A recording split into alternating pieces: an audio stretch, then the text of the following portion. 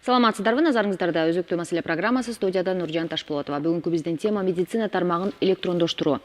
Таза коом долбоорунун алкагында ишке кирип жаткан бул долбоор ошондой эле медицина тармагындагы жаңылыктар тууралуу сөз кылуу максатында студиябызга Саламаттыкты сактоо министрлигинин электрондук саламаттык сактоо борборунун маалыматтык камсыздоо башкармалыгынын башчысы Бактияр Станбековду чакырганбыз. Саламатсызбы? Саламатсызбы. Бактияр, айтсаңыз, медицина тармагын электрондоштуруу деген эмне? Себеби бүгүнкү күнгө чейин бизде мындай түшүнүк жок болчу да, бардык нерсе кол менен, кагаз менен жазылып жүрчү. Медициналык маалымат системасын электрондоштуруу бул биринчиден ошо азыркы учурда жалпы медициналык мекемелерди электрондоштуруу, автоматташтыруу жана ошол ар бир мекемеге интернет байланышын жеткирүү. Ошол мурда бул маалыматтар кагаз жүзүндө алынып келсе, азыркы учурда ошо бул бүт маалыматтык маалыматтык базалар бүт электрондоштуруп ошого алып келе жатабыз. Эмнелер кириши мүмкүн? Мисалы, жанагы оорулуу алгач ирет кайрылганда анын ал тууралуу маалымат кирет да, туурабы? Бул биз жана айтпадыкпы, интернет байланышы киргенден кийин электрондоштургандан кийин ар бир биринчи эле ошо регистратурадан башталат. Ошо регистратурада каттоо, андан кийин ошого ар бир ооруларды ар бир дарыгерлердин астында ошо өздөрүнүн алдында компьютерде кол менен толтурбай уже компьютерге негизинде толтуруп бүт кагаз иштери ошо компьютер аркылуу кетет да. Эми бул долбоордун пилоттук долбоор экен, анан ишке кирип жатканына 1 жыл болуп калыптыр. Кайсы аймактар камтылды? Республика боюнча канча медициналык мекеме ушул долбоорго кирди? Негизи Кыргыз Республикасында 140тан ашык ошо медициналык мекемелер болсо, ошолордун ичинен 10го жакын медициналык мекемелерде азыр электрондоштурулду. Айрыкча ошо Жалал Абад областында, Ысык Көлдө, Чүй областында жана Ош областында 10го жакын ошо мекемелерде электрондоштурулду. Бишкекте кандай? Бишкекте деле айрым ооруканалар кирди, толугу менен кирди деп айта албайбыз. Үй бүлөлүк дарыгерлер борборунда 8-чи ошо үй бүлөлүк дарыгерлик борборунда баштадык азыр. Ал жакта пилоттук негизде тестированиеден өтүп, азыр ошо иш алып баруудабыз. Иш алып барып жатасыздар. Демек, мындан ары жарандардын оорусу тууралуу маалымат электрондук негизде сакталып турат турбайбы? Бейтап ооруканага кайрылган учурда анын аты жөнү жазылганда, демек ал кайсы оору менен ооруганы бардык нерсе компьютердин бетине чыгат. Бул бейтап үчүн дагы, дарыгер үчүн да демек ыңгайлуу экен да. Эң биринчиден ошо дарыгерлер үчүн да жеңилдик, ошол эле кайрылган элдерге да жеңилдик болот. Анткени мурда кагаз жүзүндө болгон маалыматтар топтолуп, отчеттор кагаз жүзүндө берилсе, азыр бүт маалыматтар ошо электрондоштурулуп, ар бир дарыгерге да жеңил. Анткени ар бир келген пациенттер келгенде болгон информацияны ошо компьютерден көрүп алса болот да. Мурда эмне менен ооруганы, мурда кандай, качан кайрылган, эмне оору менен кайрылган болгон ошо маалыматтарды алса болот да. Эми медицина тармагын электрондоштуруу кайсыл өлкөнүн тажрыйбасынын негизинде жүрүп жатат? Азыркы учурда ошо Россия Федерациясынын 1С больница деп ошонун системаларын өзүбүздүн Кыргыз Республикасында ишке ашырып атабыз. Бизге ылайыктуу. Бизге ылайыктуу болгон ошо системаны азыр ишке ашыруудабыз. Демек, жалгыз эле Россия эмес, андан башка да мамлекеттерди алсаңыздар керек. Андан башка дагы мамлекеттер көптөгөн. Европада мисалы бул канча жыл мурун киргенди? Эми ал мамлекеттер бизге караганда мурда эле алдыда да. Ошондуктан биз өзүбүздүн эле жакынкы өлкөнү алсак, ошо Казакстан мурда булар 5 жыл мурун башташкан.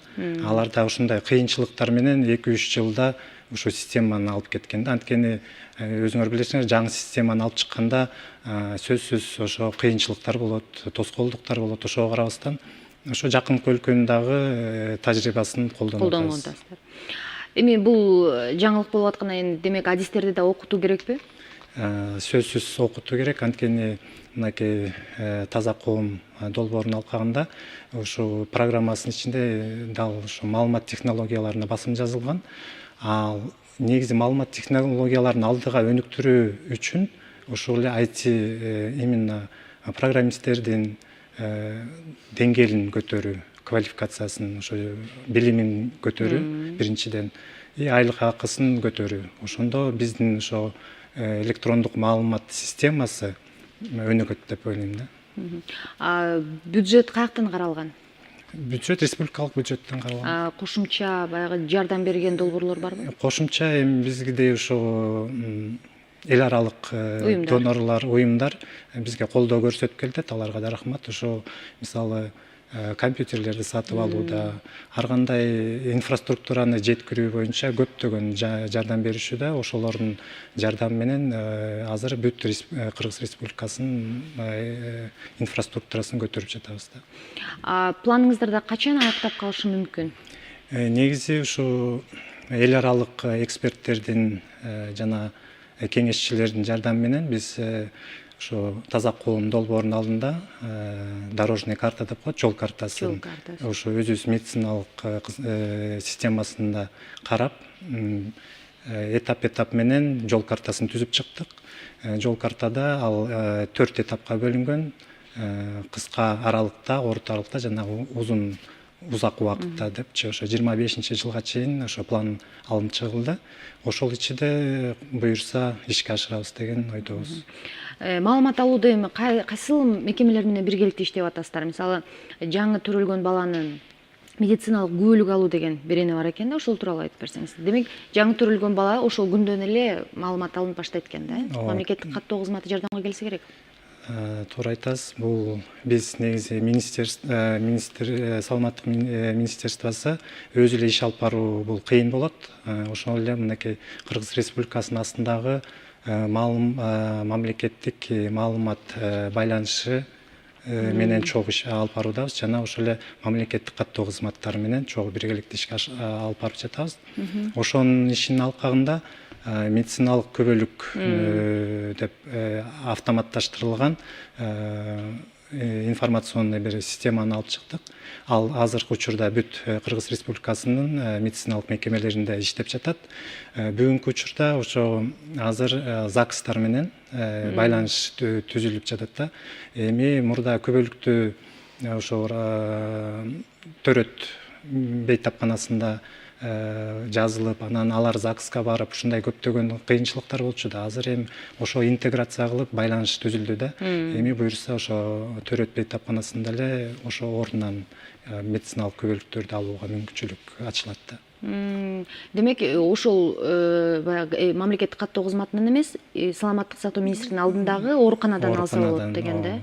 Ошол жерден эле ымыркай төрөлгөндө эле ошол жерден болгон маалыматтар жазылып, маалыматтар толтурулуп эле анан ошо ЗАГСтын кызматкерлери ошол жерден медициналык көбөлүктү алса болот. Демек, бизге дагы жаңылык келип, биз дагы жакынкы аралыкта бардык маалыматтар электрондошуп калат экен да. Буюрса.